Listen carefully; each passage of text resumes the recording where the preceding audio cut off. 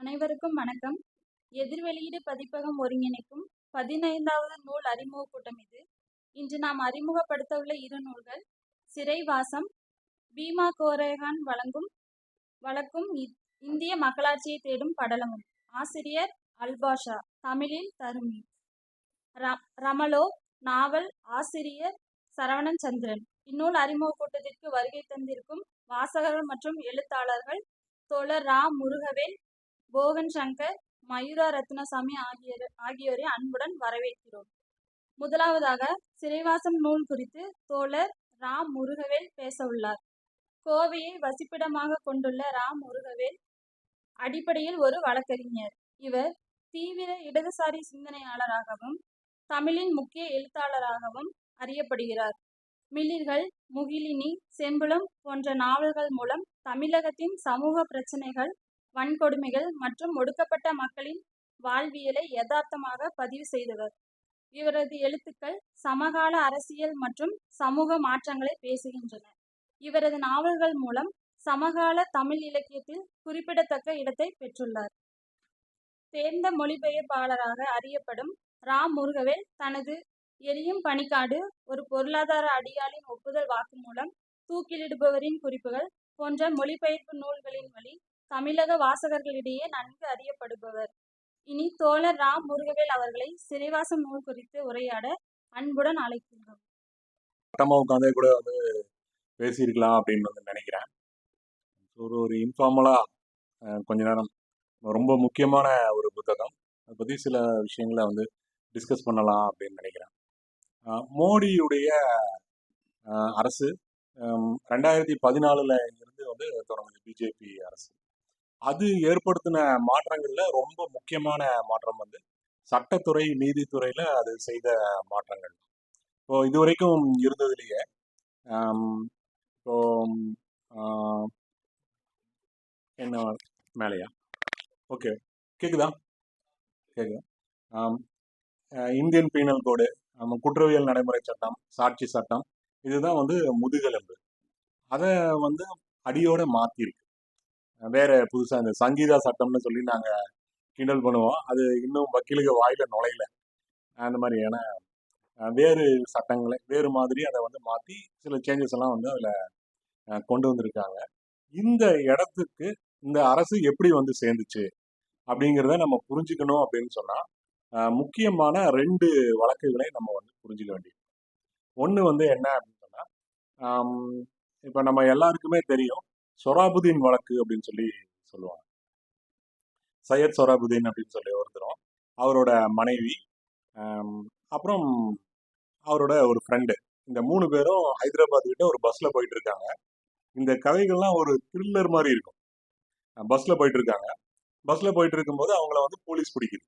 Gujarat police பிடிச்சி கொண்டு வருது. கொண்டு வந்ததுக்கு அப்புறம் அவங்க அடுத்த நாள் என்கவுண்டர்ல அவங்க சண்டையில சொராபுதீனும் அவருடைய வைஃபும் கொல்லப்பட்டாங்க அப்படின்னு சொல்லிட்டு பேப்பர்ல வெளியே வருது. வெளியே வந்ததுக்கு அப்புறம் கூட இருந்த ஒரு இந்து, அவர் என்ன ஆனாரு அப்படின்னு தெரியறது இல்லை. ஒரு 7-8 மாசம் கழிச்சு அவரும் ஒரு என்கவுண்டர்ல கொல்லப்பட்டார் அப்படின்னு சொல்லிட்டு வருது. அப்போ அவருடைய அப்போ மோடி குஜராத் சீஃப் மினிஸ்டரா இருக்கிறார். அப்போ அவரோட இறந்து போனவருடைய அண்ணன் ஒரு வழக்கு போடுறாரு. சுப்ரீம் கோர்ட்ல ஒரு ரிட்டு போடுறாரு. என்னுடைய தம்பிய ஹைதராபாத்ல தான் பிடிச்சாங்க, இங்க இல்ல அப்படின்னு சொல்லிட்டு போடுறாரு. அப்போ இருந்தது காங்கிரஸ் கவர்மெண்ட். இதை சிபிஐ விசாரிக்க சொல்லுது. ஆனா சிபிஐ அதை பத்தி விசாரிக்குது. விசாரிக்கும் போது நிறைய விஷயங்கள் அதுல வெளியே வருது. எக்கச்சக்கமான IAS, IPS officers, 8 IPS officers அதுல கைது செய்யப்படுறாங்க. அதுல ஒரு குற்றவாளியா அமித்ஷாவும் அதுல சொல்லப்படுறாரு. சொல்லப்பட்டு இது ஃபேக் என்கவுண்டர் தான் அப்படின்னு சொல்லிட்டு முடிவாகுது. அது என்ன அப்படின்னு சொன்னா, அதற்கு முன்னாடி ஒரு பிஜேபி தலைவர் ஹிரேன் பாண்டியா அப்படின்னு சொல்லிட்டு அவர் கொல்லப்படுறாரு, சுட்டுக் கொல்லப்படுறாரு. அதற்கு யாரோ பணம் கொடுத்து இந்த சொராபுதீனை தான் அந்த வேலையை செய்ய சொல்லியிருக்காங்க அப்படின்னு சொல்லிட்டு ஒரு பத்திரிகை விசாரணையில வெளியே வருது. இது அமித்ஷாக்காக செய்யப்பட்டது தான் இது அப்படின்னு சொல்லிட்டு அவங்க அந்த ஸ்டிங் ஆப்ரேஷன்ல அதை சொல்றாங்க. அப்புறம் அமித்ஷா மேலையும் அந்த வழக்கு போடப்படுது. அதுக்கப்புறம் என்னென்னமோ நடக்குது. ஃபர்ஸ்ட் ஒரு ஜட்ஜி அதை விசாரிக்கிறாரு. அப்புறம் திடீர்னு நான் அதை விசாரிக்க மாட்டேன் அப்படின்னு சொல்லிட்டு போயிடுறாரு. போனதுக்கப்புறம் இன்னொரு ஜட்ஜு வர்றாரு, லோயா அப்படின்னு சொல்லிட்டு. அவருக்கு என்ன ஆச்சுன்னு தெரியும் இல்லையா? தெரியும்ல, அவர் ஒரு ஹார்ட் அட்டாக்ல இறந்து போயிடுறாரு. அதுக்கப்புறம் ஒரு ஜட்ஜு ஹார்ட் அட்டாக்ல ஒரு ஒரு கொஞ்சம் சிக்கலான ஒரு சுச்சுவேஷன்ல இறந்து போயிடுறாரு. அதுக்கப்புறம் இன்னொரு ஜட்ஜு வந்து இவங்க எல்லாத்தையும் விடுதலை பண்ணிடுறாரு. இது வந்து நடக்குது. இதை பத்தி லோயா மரணத்தை விசாரிக்கணும்னு சொல்லிட்டு ஒரு ரிட்டு, இப்படி பல வழக்குகள் ஒண்ணுக்கு பின்னாடி ஒண்ணுக்கு பின்னாடி ஒண்ணுக்கு பின்னாடி சொராபுதீன் வழக்குல அது எதுல வந்து முடியுது அப்படின்னு சொன்னா, இதெல்லாம் வந்து நடந்துட்டு இருக்குது. அப்புறம் நடந்து முடியுது. முடியும் போது என்ன ஆகுதுன்னா, சுப்ரீம் கோர்ட் வந்து அடுத்த சுப்ரீம் கோர்ட் ஜட்ஜஸா இவங்களை எல்லாம் நியமிக்கணும் அப்படின்னு சொல்லிட்டு சில பேரோட பேரை வந்து கொடுக்கும். அதுல ஒருத்தர் யாரு அப்படின்னா, இந்த சொராபுதீன் வழக்குல பிஜேபிக்கு எதிராக வாதாடின ஒரு தமிழ்நாட்டை சேர்ந்த ஒரு சீனியர் லாயர். அவர் வந்து காங்கிரஸ் மினிஸ்டர், காங்கிரஸோட அட்டர்னி ஜெனரலா இருக்காரு.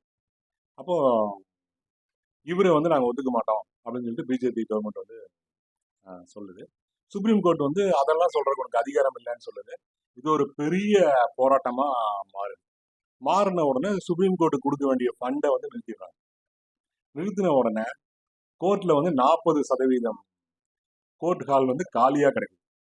எதுக்குமே வந்து பணம் இல்லாத ஒரு நிலைமை வந்து வருது. வந்ததுக்கு அப்புறம் சுப்ரீம் கோர்ட் வந்து ஒத்துழைக்க தொடங்கிடுது. சரி நாங்கள் ஒத்துக்கிறோம் அப்படின்னு சொல்லிட்டு அப்புறம் அந்த கொலீஜியம் அதில் வந்து ஜட்ஜஸை தேர்ந்தெடுக்கிறதுல அரசாங்கத்துக்கு ஒரு பங்கு, அரசாங்கம் சொல்ற ஆட்கள் வந்து தேர்ந்தெடுக்கிற குழுவில் இருப்பாங்க அப்படிங்கிறதெல்லாம் வந்து இன்னைக்கு அந்த ஒரு இடத்துக்கு வந்து அது வந்து இன்னொரு மிக முக்கியமான ஒரு வழக்கு என்ன அப்படின்னு சொன்னா இந்த புத்தகம் பேசுற வழக்கு. இந்த வழக்கை வந்து 3 பார்ட்டா வந்து நம்ம பார்க்கலாம். நான் புக்குக்கு உள்ள போகல, அதோடைய பின்னணியை பத்தி நான் சொல்றேன். 3 பார்ட்டா வந்து பார்க்கலாம்.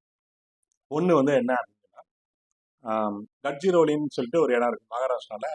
ஒரு இடம் மாவோயிஸ்ட் செல்வாக்கு அதிகமாக இருந்த ஒரு பகுதி, தண்டகாரண்யம் ரீஜனுக்குள்ள அது வந்து. அங்க வந்து ஒரு ஜேஎன்யூ மாணவரை அரெஸ்ட் பண்றாங்க போலீஸ். அந்த ஜேஎன்யூ மாணவர் வந்து எதுக்காக என்னன்னு தெரியல, அவரோட வீடு கூட அங்க இருந்திருக்கலாம், என்ன நடந்துச்சுன்னு தெரியல. அரெஸ்ட் பண்றாங்க. பண்ணினதுக்கு அப்புறம் என்ன பண்ணுதுன்னா போலீஸ் வந்து டெல்லி யூனிவர்சிட்டியில சாய்பாபா அப்படின்னு சொல்லி ஒரு ப்ரொஃபஸர் இருக்காரு. அவரால் நடக்கவே முடியாது. அவர் 90% அவரோட உடல் வந்து செயலிழந்து போனது. அவர் வீல் சேர்ல தான் இருப்பாரு. அவருக்கும் கட்சிக்குமான குறியீர் தான் இந்த மாணவர் அப்படின்னு சொல்லிட்டு அவர் வந்து பிடிக்கிறாங்க. அவர் கூட 2 ஆதிவாசிகளையும் பிடிக்கிறாங்க, சாய்பாபாவையும் பிடிக்கிறாங்க. பிடிச்சதுக்கு அப்புறம் என்ன ஆகுதுன்னா கட்சிரோலி போலீஸ் வந்து அர்பன் இன்டெலெக்சுவல்ஸை வந்து ஒடுக்காம இங்க மாவோயிஸ்ட் மூவ்மெண்ட்டை ஒடுக்க முடியாது அப்படின்னு சொல்லி பிரச்சாரம் பண்ணுது பிஜேபி கவர்மெண்ட்டும். அப்போ பிஜேபி கவர்மெண்ட் இல்லை, அப்போ இருக்கிற பிஜேபி கட்சியும் வந்து பிரச்சாரம் பண்ணுது. சீரியஸா போகுது. அப்புறம் ஹைகோர்ட்டு சுப்ரீம் கோர்ட்டெல்லாம் வந்து இதுல சப்ஸ்டன்ஸே இல்லை, இந்த வழக்குல ஒண்ணுமே இல்லாம இப்படி ஒரு கேஸை ஏன் கொண்டு வர்றீங்கன்னு சொல்லிட்டு அந்த 4 பேரையும் விடுதலை பண்ணிடுது. இது வந்து கட்சிரோலி வழக்கு. இது முடிஞ்சிருச்சு. முடிஞ்சதுக்கு அப்புறம் என்ன ஆகுதுன்னா 2018 பீமா கொரேகான், பீமா கொரேகான்னு ஒரு இடம், தெரியாம இருக்கிறதுக்கு வாய்ப்பு இல்லை, அதெல்லாம் விளக்கணுமா? சரி, சுருக்கமா சொல்லிடுறேன். பீமா கொரேகான்னு ஒரு இடத்துல இந்தியா பிரிட்டிஷ் ஆட்சிக்கு கீழே வந்துட்டு இருக்கிற அந்த ஒரு டயத்துல பேஷ்வாவோட படை ஒரு 25,000 பேர் கொண்ட படையை பிரிட்டிஷ் ஆர்மியோட 800 பேர் கொண்ட படை வந்து தோற்கடிக்குது. அந்த பிரிட்டிஷ் படையில வந்து தலித் சோல்ஜர்ஸ் நிறைய பேர் இருக்காங்க. அவங்களுக்கும் எல்லாத்துக்கும் சேர்த்து ஒரு நினைவு தூண் வச்சிருக்காங்க.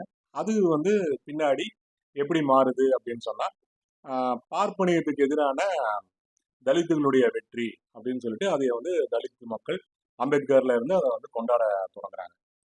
கோல்வால்கர் அது அப்ப இருந்தே இதை வந்து எதிர்க்கிறாரு. இதை நம்ம இப்படி பார்க்க முடியாது அப்படின்னு சொல்லி சொல்றாரு. அவங்களுக்கு அதனால ஒரு வெறுப்பு இருக்கு. இது வந்து தப்பு, இது சரியில்லை அப்படின்னு சொல்லிட்டு அவர் வந்து ஒரு மனிதர் இந்த மாதிரி எல்லாம் சொல்றாருன்னா அம்பேத்கரை திட்டிலாம் அவர் எழுதுறாரு. அதுக்கப்புறம் இவங்க வந்து பட்னவிஸோட ஆட்சி வருது அங்க மகாராஷ்டிரால. வந்த உடனே என்ன ஆகுதுன்னா 2018 ஜனவரி 1 அன்னைக்கு தான் பீமா கொரேகான் தினம். அன்னைக்கு வந்து எல்லா பகுதியில இருந்தும் தலித்துகள் அங்க போறாங்க. மத்திய பிரதேஷ், மகாராஷ்டிரா, குஜராத் எல்லா பகுதியில இருந்தும் அங்க வந்து போறாங்க. போகும்போது அவங்க மேல பிஜேபி அரசு சம்பந்தப்பட்ட அமைப்புகள் வந்து தாக்குதல் நடத்துது. ஒரு பயங்கரமான அட்டாக். அதை வந்து அவர் வர்ணிக்கிறத வந்து பார்க்கணும். தலித்துகள் இந்த ஹோட்டல்ல தங்கியிருக்காங்க அப்படின்னா அந்த ஹோட்டலையே எரிக்கிறான்.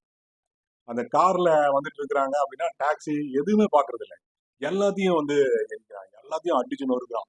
ஜனங்க வந்து லட்சக்கணக்கான பேர் வயல்காட்டுலயும் அதுல இதுலயும் பூந்து ஓடுறாங்க, துரத்தி துரத்தி வந்து எல்லாத்தையும் அடிச்சு நொறுக்குறாங்க. ஒன்று ரெண்டு பேர் வந்து அதுல மரணம் அடைகிறாங்க. ஒரு ஹாஸ்பிட்டலுக்குள்ள போய் ஒளியிறாங்க, ஹாஸ்பிட்டலையும் வந்து அடிச்சு காலி பண்றாங்க. போலீஸ் ஸ்டேஷனுக்கு போறாங்க, போலீஸ்காரனும் சேர்ந்து அடிக்கிறான் இந்த மக்களை.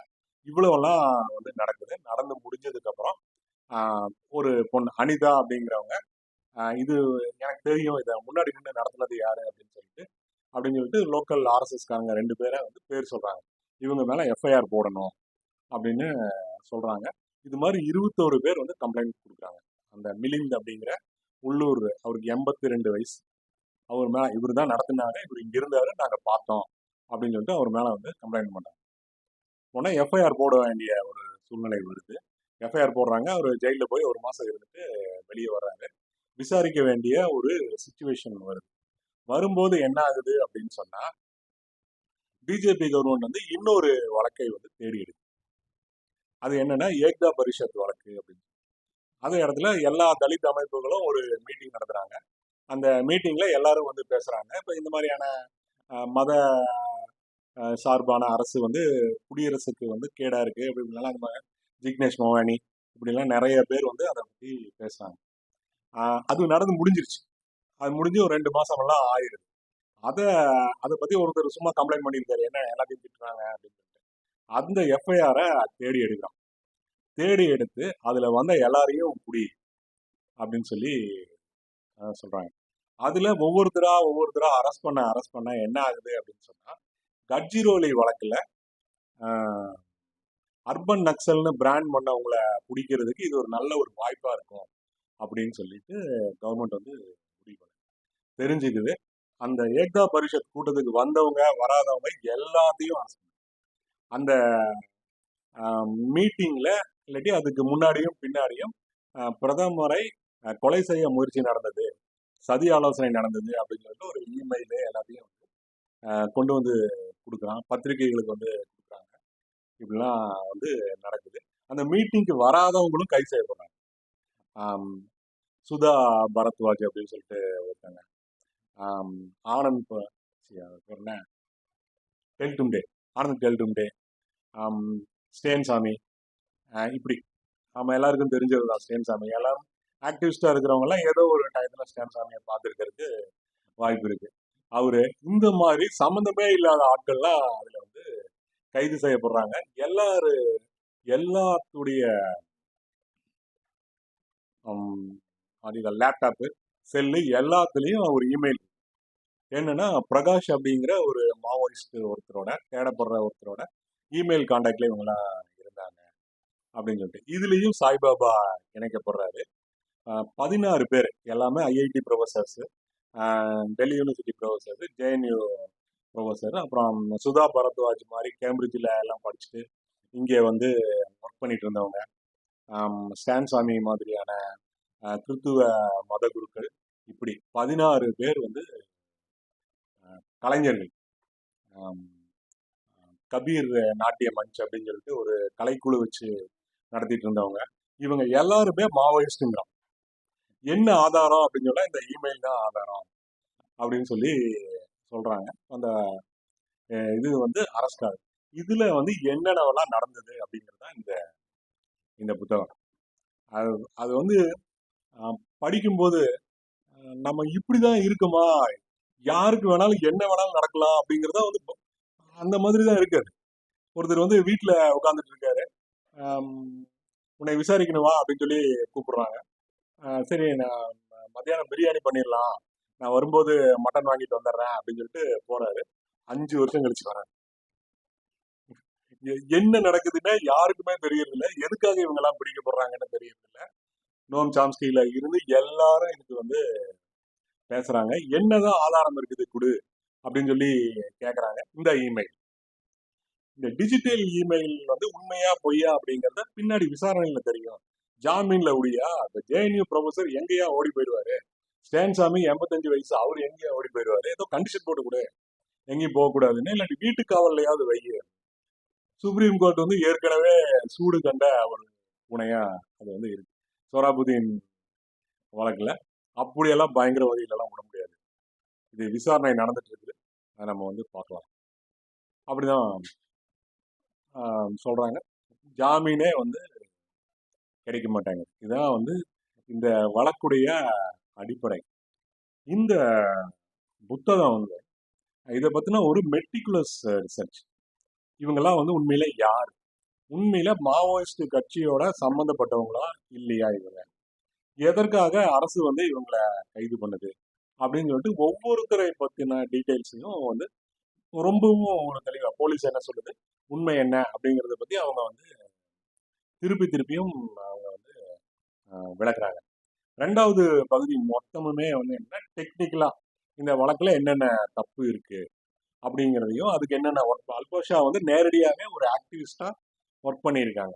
அவங்க தன்னோட அனுபவத்தையும் அதுல வந்து சேர்த்தி சொல்றாங்க. ரொம்பவும் ஒரு வித்தியாசமான ஒரு புக்கு. இப்போ இருக்கிற ஒரு சூழலை, ஒரு அரசியல் சூழலை இந்த அளவுக்கு வந்து விவரிக்கிற ஒரு புத்தகம் வேற எதுவும் வந்திருக்குமா அப்படின்னு சொன்னா டவுட் தான். வேற ஏதாவது இருக்கலாம். ஆனா இது வந்து ஒரு ஒரு கழுகு பார்வையில மொத்தமா பார்க்கிற ஒரு ஒரு புத்தகம். நமக்கு வந்து ஒரு ஐடியா கிடைக்குது. எப்படின்னா பல விஷயங்கள்ல நமக்கு வந்து பல திறப்புகளை வந்து இந்த புத்தகம் நமக்கு வந்து கொடுக்குது. இப்போ சத்தீஸ்கர் வந்து எடுத்துக்கலாமே. சத்தீஸ்கர்ல எப்படி வந்து மாவோயிஸ்ட் அங்க வந்தாங்க அப்படிங்கிற ஒரு கேள்வி வந்து இருக்கு. அங்க மாவோயிஸ்ட் அமைப்பு காட்டு பகுதிகளில் இருக்கு. பஸ்தருடைய காட்டு பகுதிகளில் இருக்கு. சத்தீஸ்கர் நகர்ப்புறங்கள்லயோ சுரங்கங்கள்லயோ மாவோயிஸ்ட் அமைப்பு இல்லாத ஒரு காலம் இருந்தது. சுரங்கங்கள்ல வந்து சங்கர் குகா யோகி அப்படிங்கிறவர் தான் வந்து தொழிற்சங்கம் நடத்திட்டு இருக்காரு. எந்த காம்ப்ரமைஸுக்கும் ஆட்படாதவர், ரொம்பவும் பிடிவாதமான போர்க்குணம் மிக்க ஒரு தலைவர். அவர் தான் அந்த ஒரு மாபெரும் தொழிற்சங்கத்தை வச்சு அவர் நடத்திட்டு இருக்காரு. அவருக்கு வந்து உதவியா சுதா பரத்வாஜ் அப்படிங்கிற பழைய ஐஐடி மாணவி அவங்க வந்து இருக்காங்க. அவங்க அமெரிக்க குடியுரிமை வேண்டாம் அப்படின்னு எழுதி கொடுத்துட்டு இங்க வந்து சத்தீஸ்கர்ல அந்த தொழிற்சங்க ஆபீஸ்லயே அவங்க வந்து இருக்காங்க. அவர் வந்து சுட்டுக் கொல்லப்படுறாரு. அந்த உள்ளூர் சுரங்க முதலாளிகள்னால அவர் கொல்லப்படுறாரு. அதுக்கப்புறம் தான் என்ன ஆகுது அப்படின்னு சொன்னா அங்க மக்களுக்கு பிரச்சனை இருக்குது. சங்கர் குகா யோகியுடைய தொழிற்சங்கம் இல்லை. அப்படிங்கும் போது வேற வழி இல்லை. அப்படிங்கும் போது அந்த அமைப்பு வந்து மாவோயிஸ்ட் செல்வாக்குக்கு கீழே வந்து வருது அப்படின்னு சொல்றாங்க. அப்போ அந்த அமைப்புல இருந்தவங்க மாவோயிஸ்ட் அமைப்புல சேர்றதுக்கு விரும்பாதவங்க, அது கூட நேரடியா அந்த மாதிரியான ஒரு அமைப்புக்கு போறதுக்கு உடன்பாடு இல்லாதவங்க பியூசிகளுக்கு வந்து போறாங்க. மனித உரிமை அமைப்புக்கு போறாங்க. சுதா பரத்வாஜ் எல்லாம் அதுக்குள்ளதான் வந்து போறாங்க. இப்படிப்பட்ட வேலைகள் செஞ்சுட்டு இருந்தவங்க தான் நிறையா. இப்போ வந்து ஸ்டான்சாமி வந்து என்ன பண்றாரு அப்படின்னு சொன்னா ஜார்க்கண்ட்ல ஆதிவாசி மக்களுக்காக அவர் வந்து ஒர்க் பண்றாரு. அதுல வந்து அவர் பாதிரியாராக இருந்தாலும் அந்த கிறிஸ்துவ மத தலைமையோட அவர் வந்து சண்டை போடுறாரு. நீ நடத்துற கல்வி நிறுவனம் எல்லாமே எலைட்டிஸ்டா இருக்கு, பணக்காரவங்களுக்கா இருக்கு. இதுல வந்து டாடா அதே நிறுவனங்கள்ல படிக்கிறவங்க தான் நம்மளுடைய கல்லூரிகள்ல வந்து சேர்ந்துக்கிறாங்க. அப்படி இருக்கக்கூடாது, இது வந்து மக்களுக்கானதா இருக்கணும்னு அதை மாத்துறதுக்காக சண்டை போடுறாரு. பழங்குடி மொழிகளை காப்பாத்துறதுக்காக சண்டை போடுறாரு. அவங்களோட தங்குறாரு. இப்படி பல விஷயங்களை வந்து செய்யறாரு. பழைய காங்கிரஸ் கவர்மெண்ட் இந்த மாதிரியான விஷயங்களை வந்து அது வந்து வரவேற்கும். என்ன காரணம் அப்படின்னு சொன்னா காங்கிரஸுக்கு வந்து ஒண்ணு தெரியும். நீண்ட அனுபவத்துல மிடில் கிரவுண்ட் அப்படின்னு ஒண்ணு வேணும் அப்படிங்கிறது காங்கிரஸுக்கு தெரியும். ஏன்னா ஒரு பக்கம் போராளி குழுக்கள் இருக்கு. இப்போ வந்து மாவோயிஸ்ட் அமைப்பா இருக்கு, உல்ஃபா இருக்கு, காலிஸ்தான் இருக்கு, இப்படி எது வேணாலும் இருக்கலாம். இன்னொரு பக்கம் அரசு, அப்புறம் அரசு சார்ந்த கட்சிகள் இருக்கு. காங்கிரஸ், பிஜேபி, ஜனதாதள், தெலுங்கு தேசம், இந்த மாதிரியான அமைப்புகள் இருக்கு. இது ரெண்டுக்கும் நடுவுல மிடில் கிரவுண்ட் அப்படின்னு ஒரு இடம் வந்து வேணும் அப்படிங்கிறது காங்கிரஸ் கவர்மெண்ட்டுக்கு வந்து தெரியும். அந்த மாதிரியான மிடில் கிரவுண்ட் ஒர்க்கை வந்து பண்ண போனவங்களை காங்கிரஸ் கவர்மெண்ட் வந்து உண்மையிலேயே ஆதரிக்கும். ஏன்னா காங்கிரஸுக்கு அதுல ஒரு நீண்ட கால அனுபவம் இருக்கு. எப்படி அப்படின்னு சொன்னா உலகத்தோட இந்தியாவோட முதல் என்ஜிஓ அப்படின்னு சொன்னா காந்தி ஆசிரமத்தை வந்து சொல்லுவாங்க. காந்தி ஆசிரமம் தான் என்ஜிஓ பணி செய்யறதுல முதன்மையா வந்து இருந்த ஒரு ஒரு நிறுவனம். காந்தி எப்பவுமே காந்தி ஆசிரமத்தை தனியாகவும் காங்கிரஸ் கட்சியை தனியாகவும் அவர் வந்து பார்ப்பார். ஆசிரமவாதிகள் வந்து ஒரு எக்ஸ்ட்ரீம் சாக்ரிஃபைஸுக்கு எப்பவுமே தயாரா இருப்பவங்க. எங்க வேணாலும் போவாங்க. இங்க நம்ம ஊர்ல ஆலாந்துறை, வேட்டக்காரம்புதூர்ல எல்லாம் அவங்க வந்து ஒர்க் பண்ணியிருக்காங்க. கூட்டு பண்ணைகள் வந்து அமைச்சிருக்காங்க. நம்ம ஐயாமுத்துவோட நினைவலைகள் அதுலலாம் வந்து அதெல்லாம் வந்து வரும். ஒரு மயிர்கூச்செறிகிற விஷயங்கள்லாம் வந்து அவங்க இதுல ஒரு சாதிக்கு எதிராக போராடி இருக்காங்க. இந்த மாதிரி பல விஷயங்கள்லாம் அந்த புக்கு நம்ம இதுல இருக்கான்னு தெரியல.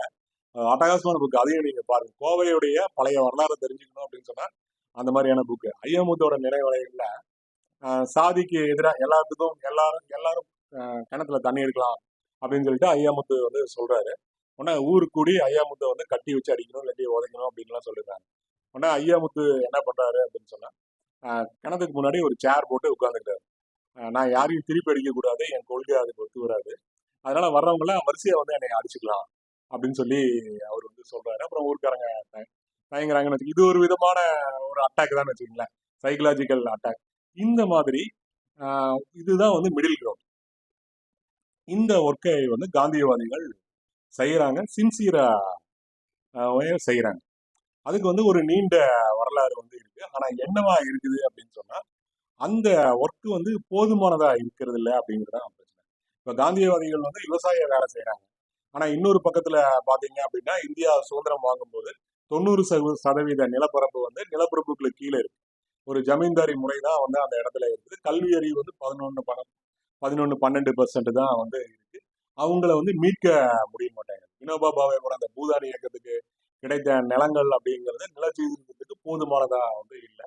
ஆனா காங்கிரஸ் கவர்மெண்ட் வந்து இப்படி ஒண்ணு மெயின்டைன் பண்றது அப்படிங்கறத அது வந்து செஞ்சுட்டே தான் இருக்கு. அப்ப எல்லா கான்ஃபிளிக்ட் ஏரியாலையும் காந்தியவாதிகள் இருப்பாங்க. இப்ப நம்மளுடைய கீழ வெண்மணி நடக்குது. கீழ வெண்மணிக்கு பின்னாடி அந்த இடத்துக்கு போனது யாரு அப்படின்னு சொன்னா நமக்கு தெரியும், கல்யாணி. அவங்க அவருடைய கணவர் ஜெகதீசன். இவங்க தான் வந்து அந்த இடத்துக்கு வந்து போய் அதுக்கு பின்னாடி அப்ரஷன், ஒரு மிகப்பெரிய ஒரு அப்ரஷன் நடக்குது. அந்த கொலை மட்டுமே இல்லாம அது தவிர சமூக புறக்கணிப்பு நடக்குது, போலீஸ் வருது, இதெல்லாம் இதுக்கு எல்லாம் நடக்கும்போது அந்த இடத்துல ஒரு ஒரு அமைதி மாதிரியான ஒரு சூழலை ஏற்படுத்துறதுக்கு அவங்க ட்ரை பண்றாங்க. ஓரளவுக்கு வந்து அதுல வெற்றியும் பண்றாங்க. இது ஒரு விதத்துல அரசுக்கு உதவவும் செய்யுது, டிஃப்யூஸ் பண்ணுது அந்த சிச்சுவேஷனை. இன்னொரு கீழ வெண்மணி நடக்காமையோ இல்லாட்டி கீழ வெண்மணிக்காரங்க ரிட்டாலியேட் பண்ணாமையோ அது வந்து தடுக்குது. இந்த மாதிரி பண்றதுல வந்து காங்கிரஸ் கவர்மெண்ட்டுக்கு ஒரு மிகப்பெரிய ஒரு அனுபவம். எல்லா இடங்கள்லயும் நீங்க வந்து ஒரு காந்தியவாதி வந்து பார்க்க முடியும். இப்போ இதே சத்தீஸ்கர்ல இந்த சுதா பரத்வாஜ் இவங்கெல்லாம் வேலை செஞ்சுட்டு இருந்த பகுதியில் இமான்ஷு குமார் அப்படின்னு சொல்லிட்டு ஒருத்தர் ஒரு காந்தியவாதி இருக்கிறார். அவர் வந்து அங்க இந்த ஒர்க்கு தான் அவர் வந்து பண்ணிட்டு இருக்காரு. அதையும் ரொம்ப பேத்தட்டிக்கான விஷயங்கள்லாம் நடக்குது.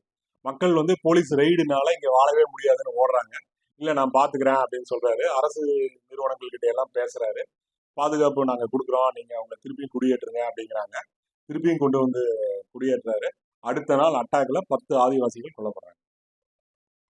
பயங்கர ஒரு வேதனைப்படுறாரு. இந்த மாதிரி ஆனா இது வந்து நடக்குது எல்லா இடத்துலயும். காந்தியவாதிகள் அந்த இடத்துல வந்து இருக்காங்க. என்ஜிஓக்கள் அங்க வந்து ஒர்க் பண்றதை வந்து காங்கிரஸ் கவர்மெண்ட் வந்து சப்போர்ட் பண்ணுது. ஸோ மிடில் கிரவுண்ட் அப்படின்னு ஒன்று வந்து அது வந்து மெயின்டைன் பண்ணிட்டே இருக்கு.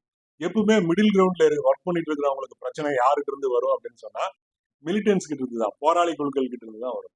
ஏன்னா மிடில் கிரவுண்ட் வந்து ஏதோ ஒரு விதத்துல இந்த என்ஜிஓக்களும் இந்த தன்னார்வலங்களும் சட்டத்தை நம்பி இருக்கிறவங்களும் ஏதோ ஒரு விதத்துல அரசோட லிங்க் ஆகுறாங்க அப்படின்னு சொல்லிட்டு கான்ஃபிளிக்ட் வந்து இந்த 2 பேர்த்துக்குள்ள வரும். இதுவும் அரசுக்கு பிடிக்கும், சண்டை போடுங்க அப்படிம்பாங்க. ஏன்னா வந்து போராளி குழுக்கள்னால நேரடியா இவங்க மேல அட்டாக் நடத்த முடியாது. இந்த இதுல ஹிமான்ஷு குமார் மேலேயோ சுதா பரத்வாஜ் மேலேயோ அட்டாக் நடத்த முடியாது. அவங்க பண்ற ஒர்க் வந்து சரியான நியாயமான ஒர்க். இந்த மாதிரியான ஒரு சிக்கலையும் ஒரு நுட்பமான ஒரு பார்வை வந்து காங்கிரஸ் கவர்மெண்ட் இருக்கு. இது வந்து பல நேரங்கள்ல பல பிரச்சனைகள். இந்த மாதிரியான நெருக்கடிகள்ல அதை வந்து இந்த பஞ்சாப் காலிஸ்தான்காரங்க அதை பத்தி எல்லாம் கவலையே படல. இந்த மாதிரி ஹியூமன் ரைட்ஸ் ஆக்டிவிஸ்ட், கம்யூனிஸ்டுக்காரங்க எல்லாத்தையும் வந்து அவங்க வந்து கொன்னு குவிக்கிறாங்க. பிரச்சனை வேற மாதிரி.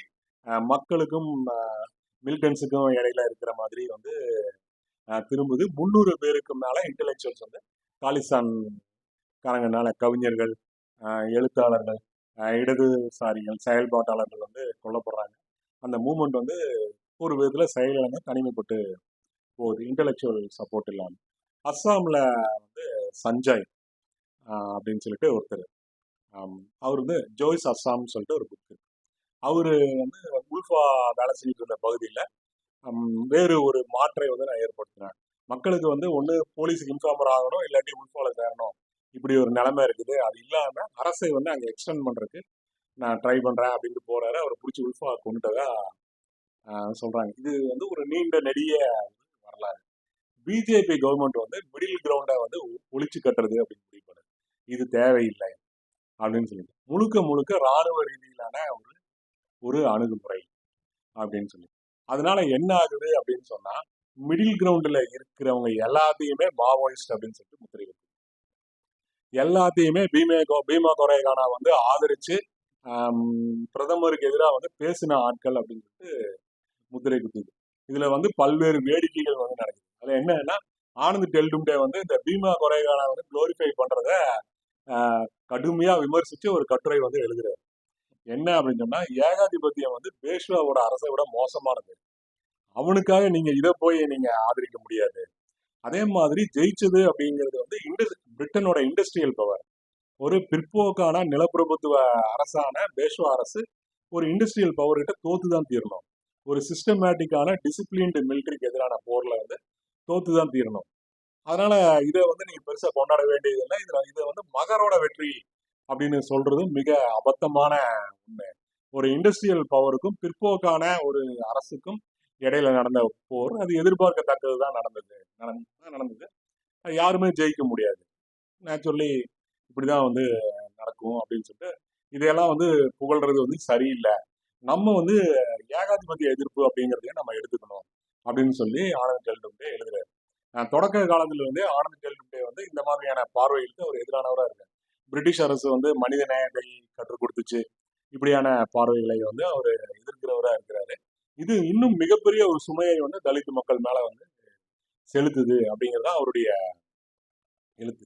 சாதி ஆதிக்கத்துக்கு எதிராக போராடுற அதே நேரத்துல இந்த மாதிரியான ஏகாதிபத்தியத்துடைய தாக்குதலுக்கும் எதிராக வந்து போராட வேண்டிய ஒரு அவசியம் இருக்கு. இப்போ மக்கள் வந்து கிராமங்கள்ல இருந்து தப்பிக்கிறாங்க, ஆனா ஸ்வெட் ஷாப்ல வந்து சிக்கிக்கிறாங்க. இப்போ வந்து கேம்ப் கூலி இந்த மாதிரி இடத்துல எல்லாம் இருக்கிறவங்கள பாத்தீங்கன்னா பெரும்பகுதி தலித் பெண்களை தான் வந்து இருக்கிறாங்க. ஸோ இந்த மாதிரி விஷயத்த வந்து நம்ம இப்படியான ஒரு பிளாக் அண்ட் ஒயிட் பார்வையில பார்க்கக்கூடாது அப்படின்னு சொல்லி ஆனந்த் டெல்டும்டே எழுதுறாரு.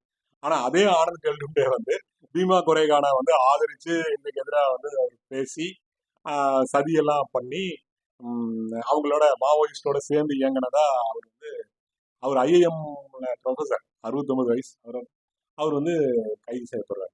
கைது செய்யப்பட்டோன்னா இவங்க எல்லாரும் ஒரே நாள், அதெல்லாம் படிச்சீங்கன்னா இந்த நள்ளிரவு கதவு தட்டல்கள் அப்படின்னு சொல்லிட்டு ஒண்ணு இருக்கும், உலகம் முழுக்க இருக்கு. இந்தியால அது வந்து ஒரு ரொம்ப ஸ்பெஷல். இப்போ இந்த ஊருக்கு ஒரு முக்கியமான தலைவர் வராருன்னு வச்சுக்கோங்களேன். இப்போ அந்த மாதிரி விஷயங்கள்லாம் அவ்வளவுதான் இல்லை. ஒரு 10-20 வருஷத்துக்கு முன்னாடி, 20 வருஷத்துக்கு முன்னாடின்னு வச்சுக்கலாம். அப்போ வந்து இந்த சந்தேக கேஸ் அப்படின்னு சொல்லிட்டு ஒண்ணு இருக்கும். நீங்க நைட்ல ரோட்ல சுத்திட்டு இருந்தா பிடிச்சி போயிடும். காலையில தான் விடுவான், இல்லாட்டி கோர்ட்டுக்கு போய் 2 ரேஷன் கார்டு கொண்டு வந்தா தான் வந்து விடுவான். இந்த மாதிரியான விஷயங்கள்லாம் இருக்கும். நைட்ல வந்து இப்போ ஒருத்தர் வர, அவருக்கு எதிரான அரசியலை யார் யாரெல்லாம் வச்சிருக்காங்க, அந்த அரசியல் வச்சிருக்கிறவங்க வீட்டுக்கெல்லாம் போய் ஆக்டிவிஸ்ட் எல்லாத்தையும் அரெஸ்ட் பண்ணிக்கும். நம்ம மேல ஒரு கம்ப்ளைண்ட் இருக்காது, ஒரு காரணம் இருக்காது, எதுவுமே இருக்காது.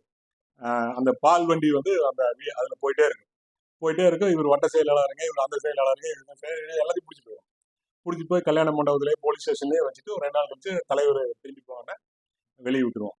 இந்த மாதிரியான தன்மைகள்லாம் இருக்கும் நள்ளிரவு கதவு தட்டல். சில சமயங்கள்ல அது வந்து அப்படி முடியாது. எமர்ஜென்சி டிக்ளேர் ஆன டயத்துல இதே மாதிரி நடந்துச்சு. 2 வருஷம் கழிச்சு தான் எல்லாரும் வெளியே வராங்க. இப்படி ஒவ்வொரு சில சமயங்கள்ல பிடிச்சிட்டு போவாங்க. ஒரு முக்கியமான சம்பவங்கள் இல்லாட்டி தலைவர்களுடைய படுகொலைகள் எல்லாம் நடக்கும்போது பிடிச்சிட்டு போறவங்கள என்எஸ்ஆல குண்டாஸ்ல பிடிச்சி உள்ள வச்சிருது. இந்த மாதிரியான வழக்கங்கள்லாம் இருக்கு.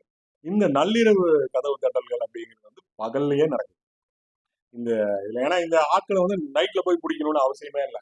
யாரும் தலைமறைவாக வேண்டிய அவசியமும் இல்லாத ஆட்கள் பட்ட பகல்ல போய் பிடிச்சிட்டு போறாங்க, தூக்கிட்டு போய் இங்க கொண்டு போறோம், அங்க கொண்டு போறோம், வேற வேற இடத்துக்கு கொண்டு போறோம். கடைசியில போய் ஒரு காரணத்தை சொல்லி ஜெயில வந்து தள்ளிடுறாங்க.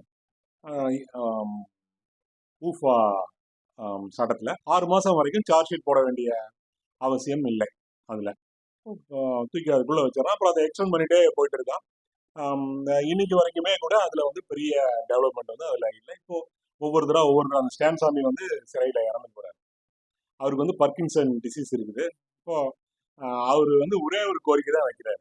நான் வந்து ஒரு டம்ளர் வச்சிருக்கேன், அதுல வந்து ஒரு ஸ்ட்ராவோட வச்சிருக்கேன், இது இருந்தா தான் என்னால தண்ணி குடிக்க முடியும், அதை எடுத்துட்டு வர்றதுக்கு வந்து அலோவ் பண்ணுங்க அப்படின்னு சொல்லிட்டு.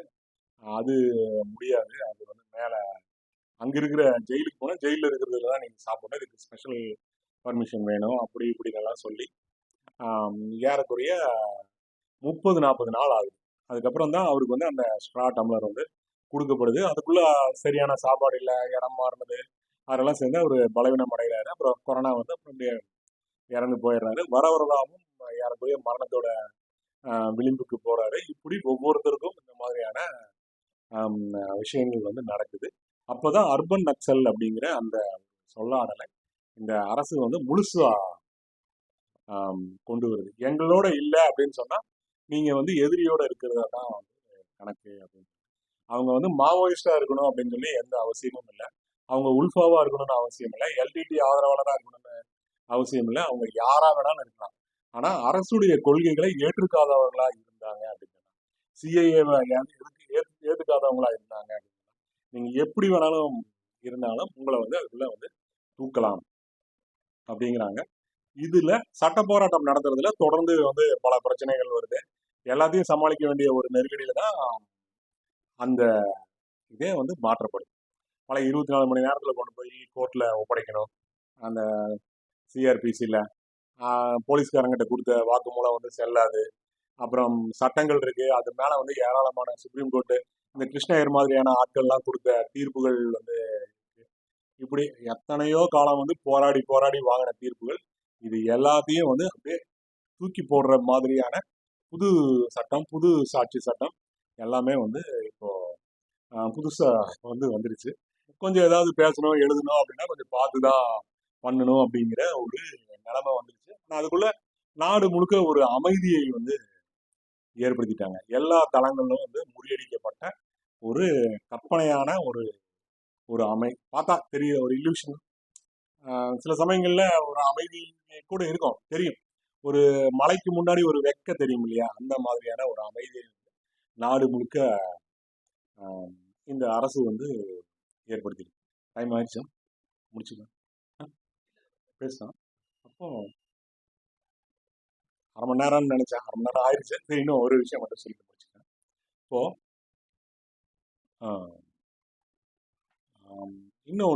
இன்னொரு விஷயத்தை பத்தி பேசுறாங்க. இந்த வழக்குல கொடுத்திருக்கிற ஆதாரங்கள் வந்து எவ்வளவு அபத்தமானது அப்படிங்கிறத செகண்ட் ஆஃப் வந்து பேசுது. என்ன அப்படின்னு சொன்னா, ஒரு இமெயில், இந்த ஒரு இமெயில் இருக்கு. இந்த இமெயில்ல வந்து பிரைம் மினிஸ்டர் நம்ம கொல்லணும் இப்படியான விஷயங்கள்லாம் வந்து அதுல வந்து இருக்கு. இதை வந்து சுதா பரத்வாஜோட இதுல பாக்குறாங்க. இப்படி ஒவ்வொருத்தருடைய லேப்டாப்ல இருந்தும் இந்த மாதிரியான இதெல்லாம் வந்து எடுக்கிறாங்க. ஆனா இதை எப்படி இல்லைன்னு சொல்ல முடியும்? உங்களுடைய மெயில்ல நீங்க அனுப்புனதா இருக்கு, எப்படி இல்லைன்னு சொல்ல முடியும்? அப்போ இது வந்து மிக முக்கியமான ஒரு ஆதாரம் தானே அப்படிங்கிறாங்க. அப்போ நிறைய பத்திரிகைக்காரங்கெல்லாம் அதை வந்து தேடுறாங்க. அதெல்லாம் ரொம்ப ரொம்ப இன்டெலிஜென்ட்டான ஒரு ஒர்க். அதுல ஒரு சில பேருடைய ஒரே மெயிலை ஃபார்வர்ட் பண்ணிக்கிறாங்க. ஒண்ணுல பாத்தீங்கன்னா ஜஸ்டிஃபை பண்ணிருக்கு, 2 பக்கமும் ஜஸ்டிஃபை பண்ணிருக்குன்னா தெரியும் இல்லையா, 2 பக்கமும் ஒரு கட்டமா ஒரே மாதிரி இருக்கும், ஈவனா இருக்கும். சில பேருக்கு அனுப்புனதுல பாத்தீங்க அப்படின்னா ஒரு பக்கம் மட்டும், இந்த பக்கம் மார்ஜின் மட்டும் கரெக்டா இருக்கு, இந்த பக்கம் மார்ஜின் மட்டும் ஒழுங்கு இல்லாம இருக்கு. இது எப்படியா ஒரே இதை வந்து இப்படி அனுப்ப முடியும் அப்படிங்கிற ஒரு கேள்வி வந்து இந்த மாதிரி நிறைய விஷயங்களை கண்டுபிடிக்கிறாங்க. அதற்கப்புறம் வந்து ஆர்சனல் அப்படிங்கிற ஒரு நிறுவனம், இதுல எக்ஸ்பர்ட், இந்த மாதிரி டிஜிட்டல் கிரைம்ஸை கண்டுபிடிக்கிற நிறுவனத்துக்கிட்ட அதை கொடுக்குறாங்க. ஆனா அவங்க அதைய வந்து ரிசர்ச் பண்றாங்க. இது என்னமோ நடந்திருக்குது, இந்த அனுப்புன தேதி டைம் இதுலலாம் வந்து குளறுபடி இருக்கு, இப்போ 8:12க்கு ஒரு மெயில் இருக்கு, 8:12க்கே இன்னொரு மெயிலும் இருக்கு. இது எப்படி அப்படின்னு வந்து டவுட்டா இருக்கு அப்படின்னுலாம் நிறைய வந்து சொல்லி என்னமோ வந்து நடந்திருக்கு. ஆனா என்னன்னு கண்டுபிடிக்க முடியல அப்படின்னு சொல்லி சொல்றாங்க. அப்புறம் இன்னொரு அமெரிக்கன் எக்ஸ்பர்ட் கிட்ட அது வந்து போகுது. அவர் வந்து ரொம்ப பெரிய ஒரு உம், ரொம்ப பெரிய ஆள். பல நாடுகளுக்கு வந்து அட்வைஸ் பண்ற ஒருத்தர். அவரு வந்து இந்த விஷயத்தையெல்லாம் எடுத்துட்டு வரா, அவருக்கு பணம் இடம் கேட்டா கொடுக்க முடியுமா அப்படிங்கிற ஒரு டவுட் இருக்கு. ஆனா அவரு வந்து இந்த மாதிரி ஒரு கிரைமை வந்து நான் பார்த்தது இல்ல, எனக்கு வந்து இதுல என்ன பண்ணிருக்காங்கன்னு தெரிஞ்சுக்கணும், எனக்கு அந்த எக்ஸ்பீரியன்ஸ் வேணும் அப்படின்னு சொல்லிட்டு அதை அவர் வந்து எடுத்துக்கிறாரு. அது வந்து பெகாசஸ்ல வந்து நிக்குது. அப்போ வந்து மோடி வந்து இஸ்ரேலுக்கு போன பழைய ட்ரிப், அதுக்குதான் இந்த இந்த ஃபைல் எல்லாம் சொல்லிட்டு இருக்காங்க போல இருக்கு.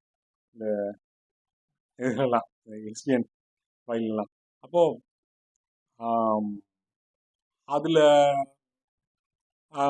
அங்க வந்து அப்போ வந்து இந்த மாதிரியான ஒரு அக்ரிமெண்ட் இருக்கு, அதை வாங்கிட்டு வருது அப்படின்னு சொல்லும்போது நம்மளை வந்து மானிட்டர் பண்ண முடியும், நம்மளுடைய அந்த எலக்ட்ரானிக் உபகரணங்களை வந்து ஹேண்டில் பண்ண முடியும் வேற இடங்கள்ல இருந்து அப்படிங்கறத அவங்க தான் முதலா வந்து சொல்றாங்க. இதுக்கு எல்லாத்துக்கும் பின்னாடி தான் ஒவ்வொருத்தருக்கா பிணை கொடுக்கப்படுது. ஆனா இந்த 16 பேரை விடுங்க, இந்த பீமா கொரைகான் 16ன்னு சொல்றாங்க, அது ரொம்ப முக்கியமான ஒரு வழக்கா வந்து மாறி இருக்கு. ஆனா கைது செய்யப்பட்ட ஒவ்வொருத்தருக்கும் இந்த மாதிரி வந்து பண்ண முடியுமா? இவர் வந்து மாவோயிஸ்ட் கட்சியை சேர்ந்தவருங்க, நான் பார்த்தேங்க, அந்த கட்சியுடைய துண்டு பிரசுரம் ஒன்றை வந்து இவர் எழுதிட்டு இருந்தாரு, இதுதாங்க அது அப்படின்னு ஒன்றை வந்து கொண்டு வராங்க. ஏதாவது செய்ய முடியுமா? இந்த மாதிரி எழுது படிக்கவே தெரியாம இப்படி எல்லாம் இருக்கிறவங்க 3000 பேருக்கு மேல ஜார்க்கண்ட்ல மட்டும் இருக்காங்க. அட்வொகேட்ஸ் வந்து அந்த இடத்துல அங்க வந்து சத்தீஸ்கர்ல, ஒரிசால, இப்படி பல இடங்கள்ல இருக்காங்க. இந்த ஒர்க்கை தான் ஸ்டான் சாமி செஞ்சுட்டு இருக்காரு. அதனாலதான் ஸ்டான் சாமி வந்து அந்த இடத்துல இருந்து அவர் வந்து விலக்கப்படுறாரு. அந்த இடத்துக்கு வேற யாரும் வந்து வரக்கூடாது அப்படின்னு சொல்லி. ஆனந்த் டெல்டும்பே வந்து ஏன் இதுல வந்து கொண்டு வரப்பட்டாரு அப்படின்னு சொல்லிட்டு இந்த அம்மா வந்து ரிசர்ச் பண்றாங்க. ஆனந்த் டெல்டும்பே உடைய தம்பி வந்து ஒரு ஒரு மாவோயிஸ்ட் கட்சியில சேர்ந்து அவர் ஒரு கமாண்டரா ஆகி அண்மையில அவர் வந்து கொல்லப்படுறாரு. ஒரு என்கவுண்டர்ல அவர் இறந்து போறாருன்னு வச்சுக்கோங்களேன். ஆனா அவரு குடும்பத்தை விட்டுட்டு சின்ன வயசுலயே போனவர், அவருக்கும் ஆனந்த் டெல்டும்பேக்கும் சம்மந்தமே இல்லை. இந்த மாதிரி போனவங்களுக்கு இருக்கவங்களும் தெரியும். இவரு ஐஏஎம்ல வந்து 30 வருஷம் ஒர்க் பண்ணிட்டு இருக்காரு. பல்வேறு உலகம் முழுக்க போறாரு, பல்வேறு அரங்குகள்ல வந்து பேசுறாரு. தம்பினால இவரை வந்து அரெஸ்ட் பண்ணிருப்பாங்க அப்படின்னு நினைக்கிறது வந்து வாய்ப்பு இல்லை. ஏன் அரெஸ்ட் பண்ணாங்க ஆனந்த் டெல்டும்பேவை அப்படிங்கிற ஒரு கேள்வியை வந்து வைக்கிறாங்க. அதை ஒட்டி அனலைஸ் பண்றாங்க. அப்போ என்ன பண்றாங்க அப்படின்னு சொன்னா,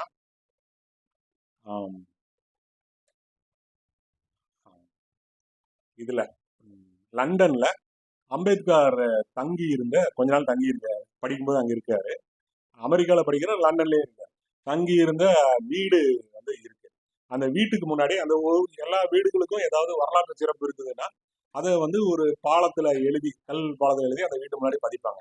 இது வந்து இங்கிலாந்துடைய வழக்கம். அந்த மாதிரி செய்யற வழக்கம் இருக்கு. அங்கு இருக்கிற தலித்துகள் வந்து இதை செய்யணும் இந்த வீட்டுக்கும் அப்படின்னு சொல்லிட்டு மனு எல்லாம் கொடுத்துட்டு இருக்காங்க. அவங்களோட எதிர்பார்ப்பு வந்து அதுதான், இந்த வீட்டுல வேற என்னமோ நடந்துட்டு இருக்கு, இந்த இடத்துல அம்பேத்கர் தங்கி இருந்தாருன்னு சொல்லிட்டு ஒரு பாலத்தை வந்து செலவைக்கல் பாலத்தை பதிக்கிறது. எல்லாத்துக்கும் அதுதான் நடக்கும். இந்த இடத்த சர்ச்சில் கலந்து போனாரு, இந்த இடத்துல வந்து ஷேக்ஸ்பியர் தன்னோட நாடகத்தை அரங்கேற்றினார், அவ்வளவுதான். மற்றபடி அதுக்கு மேல அதுல ஒன்றும் அதை பண்ற வழக்கம் இல்லை. ஆனா மகாராஷ்டிரா கவர்மெண்ட் வந்து போய் அந்த வீட்டை விலைக்கு வாங்குது, ஏராளமான பணத்தை வந்து செலவு பண்ணி. அப்ப குஜராத் முதல்வரா இருக்கிற மோடி வந்து அங்க வர்றாரு. திறந்து வைக்கிற அன்னைக்கு வந்து அதுல வந்து கலந்துக்கிறாரு. கலந்துக்கிட்டு அப்புறம் நேரடியா பக்கத்துல இருக்கிற அந்த டாடா சென்டர் ஒண்ணுக்கு வந்து போய் அங்கேயும் வந்து அவரு பேசிட்டு வந்து போறாரு. அந்த டயத்துல இருந்து தலித் அப்பர் காஸ்ட் ஒற்றுமை அப்படிங்கிறத நோக்கி ஆர்எஸ்எஸும் அதனுடைய சங் பரிவார் அமைப்புகளும் ஒர்க் பண்ணுது அப்படின்னு சொல்லிட்டு அல்பாஷா வந்து சொல்லிட்டு இருக்காங்க. இவரு வந்து அதுக்கு நேர் எதிரான ஒருத்தரா ஆனந்த் டெல்டும்பே இருக்கிறாரு. கயர்லாஞ்சி படுகொலை, ஒரு தலித் குடும்பமே வந்து கொல்லப்படுது ஒரு லேண்ட் டிஸ்பியூட்ல. அந்த கயர்லாஞ்சி படுகொலையை அவர் வெளியே கொண்டு வராரு. இதை பத்தி தொடர்ந்து வந்து எழுதுறாரு. இப்ப இருக்கிற ஒரு தலித் விழிப்புணர்வு அப்ரைசிங்னால தலித் இன்டெலெக்சுவல்ஸ் நடுவில் ஆனந்த் டெல்டும்பே தொடர்ந்து வந்து படிக்கப்படுறாரு. பின்பற்றப்படுறாரு. அப்போ இது வந்து இவங்க முன் வச்ச அப்பர் காஸ்ட் தலித் ஐக்கியம் அப்படிங்கிறதுக்கு வந்து எதிரா இருக்கு. அதற்கு மாற்றம் ஆனந்த் டெல்டும்டே வேற ஒண்ண வந்து வைக்கிறாரு. தலித், மைனாரிட்டி, அப்புறம் இடைநிலை சாதிகள்ல இருக்கிற பாதிக்கப்படுற விவசாய வர்க்கங்கள் இவங்களுடைய ஒற்றுமை அப்படின்னு சொல்லிட்டு ஒன்ன வந்து வைக்கிறாரு. இந்த அடிப்படையில ஜிக்னேஷ் மேவானி மாதிரியான புது தலைவர்களும் இதுல வந்து உருவாகுறாங்க. இதுல இடைநிலை சாதிகள்ல இருந்து விவசாய சாதிகள்ல இருந்து நிறைய பேர் இதுல வந்து தலையிடுறாங்க. மகாராஷ்டிராலையும் குஜராத்லையும் ஆனந்த் டெல்டும்டேவை வந்து ஒரு ஒரு ஐடியாலஜிக்கல் ஹெட்டா பாக்குற ஒரு பார்வை இருக்கு. இது ரொம்பவும் டேஞ்சரஸ் ஆனதா அரசு வந்து கருதுது. அதனாலதான் ஆனந்த் டெல்டும்டே வந்து கைது செய்யப்பட்டாரு. அதுக்கப்புறம் அவர் வந்து விலக்கப்பட்டாரு. அந்த அந்த ஏரியால இருந்து அவர் வந்து விலக்கப்படுறாரு. பெரும்பாலான தலித் சமூகங்கள் அவங்களுடைய ஓட்டுகள் இது எல்லாத்தையும் பிஜேபி கைப்பற்றுறது அப்படிங்கிறது வந்து நடக்குது. அம்பேத்கர் குடும்பத்தை சேர்ந்த நிறைய பேர் வந்து பிஜேபி சப்போர்ட்டர்ஸா வந்து இருக்கிறாங்க. அவங்களுக்கு வந்து ஐடியாலஜிக்கலா அவங்களுக்கு எதிரான ஒரு மாற்று இல்லை, ஒரு விவாதம் இல்லாத ஒரு சூழ்நிலை வந்து இருக்கு. இது அவங்க எதிர்பார்த்தது அதுதான், நடந்ததும் அதுதான்.